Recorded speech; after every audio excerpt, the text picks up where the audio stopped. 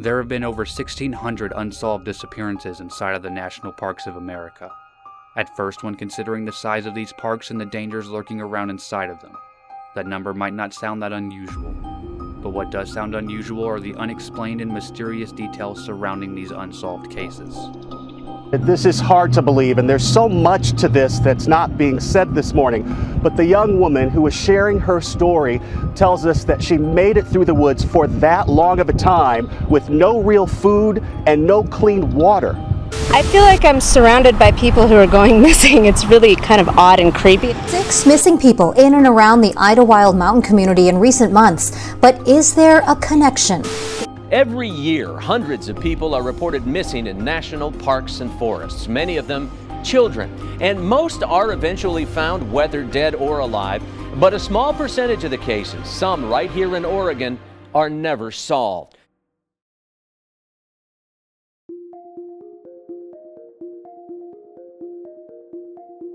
In January of 2002, Chris Tompkins was working as part of a survey crew in Harris County, Georgia.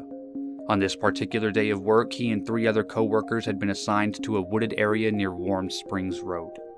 The 4 men were walking in a straight line with about 20 to 50 feet in between them. Around 1 in the afternoon, as they were walking along their trail, Chris's co-worker would glance over his shoulder. He saw Chris following behind them in the back of the line as he should be. The man then turned his view away from Chris, and moments later when he looked back in his direction, he was nowhere to be seen. Despite being within 50 feet of Chris, his co-workers claimed that they never heard him make a sound, and hadn't noticed him acting any different than normal leading up to his vanishing. Shortly after they lost sight of him, his co-workers would report him missing, and the search began.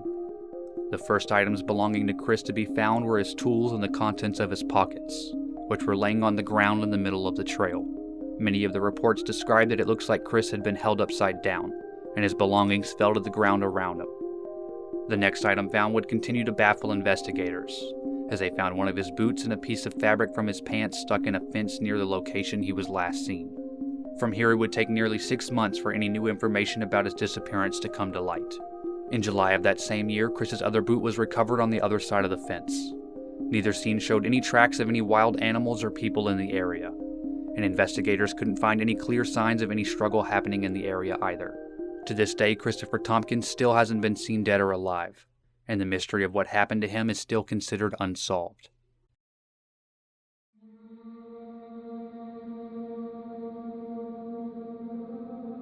Every year, the Martin family had a tradition of celebrating Father's Day by camping in the Smoky Mountains.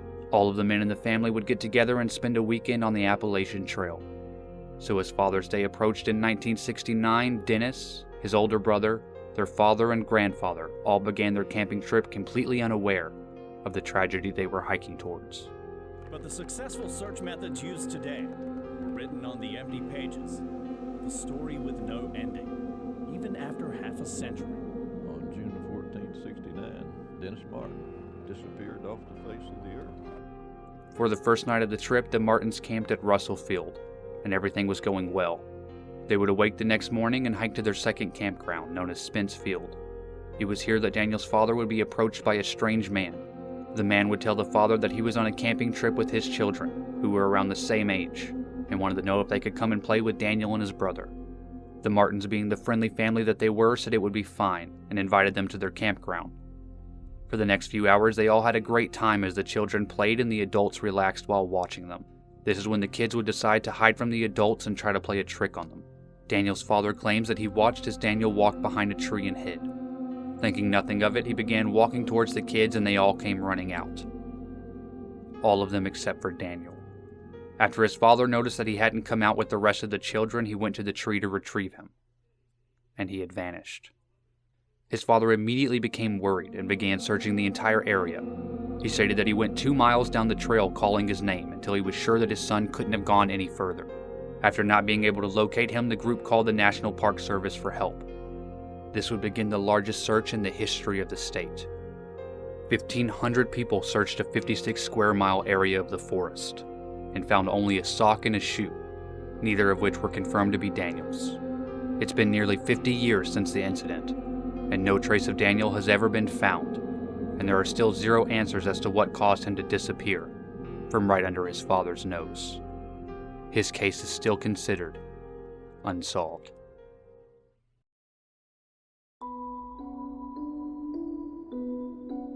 Both stories that we've covered so far were surrounded in mysterious details and left us with more questions than answers. But the story of Stephen Kubaki is by far the most puzzling. In 1978, things were looking up for Hope College student Stephen Kubaki. He was weeks away from graduating and finally earning his bachelor's degree. He had a blossoming romance with a young woman in Germany, and his father was preparing to give him their home. You could say that on the surface, things seemed to be going perfect for Stephen. He would have been described as an outdoorsman by his friends and family. This is why he decided to celebrate his good fortunes by taking a solo skiing trip next to Lake Michigan.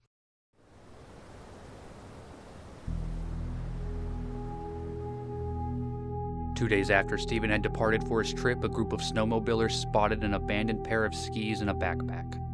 Knowing how dangerous it can be within the wilderness of Michigan, they immediately reported this to authorities.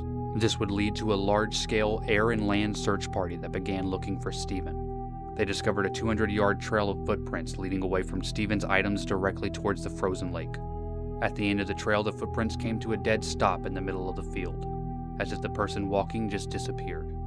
This would lead investigators to fear the worst. They began believing that Stephen had fallen through the ice of Lake Michigan and drowned after not being able to resurface.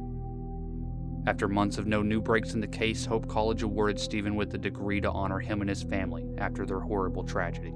This is when things went from strange to absolutely insane. In May of 1979, nearly 14 months after his disappearance, Stephen's aunt would hear a knock on her door from an unannounced guest. When she answered the door, she was greeted by none other than her missing nephew, Stephen Kubaki.